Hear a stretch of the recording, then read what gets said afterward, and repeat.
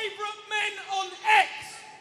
And he said, make up what you want about me. So I'm going to say he was lead singer of the Beatles back in the day. David Vance, come on! Yeah, I've left John, Paul and Ringo backstage. Listen, it's very, very great to be here with you this afternoon. Can I just start by fact-checking the BBC in advance, if I may? There's thousands of people here, and we know that, and we know that when they report on this, they'll say it was half a dozen men and a dog. So, BBC, fact-checked, just to start with.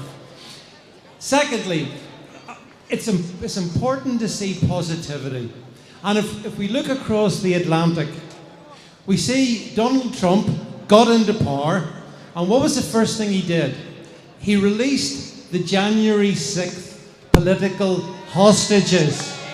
Now then, even better, the people responsible for putting those hostages in prison, they're going to be investigated, and they might end up in prison as well.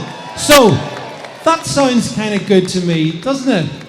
And of course, needless to say, the reason we're here is because Tommy Robinson is a political hostage, taken by a corrupt regime here in the United Kingdom, a regime where we're standing amongst the remnants of it, and we need to have real change here in this country as well.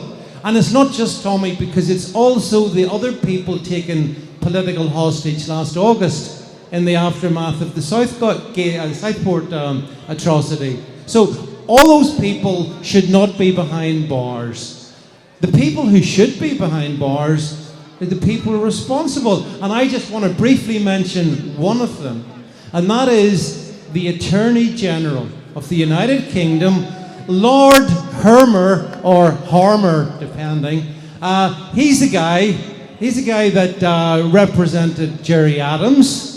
He's the guy that suggested that Shamima Begum be returned to the UK.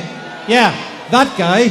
And he's the guy that made sure last autumn that Tommy was eventually put behind bars. You know, so my hope would be in due course, and this will happen. Tommy Robinson will be freed. He will join us again. And what I would love to see is everybody involved in his incarceration investigated, and ultimately I'd like to see them behind bars. I hope you'd agree with that.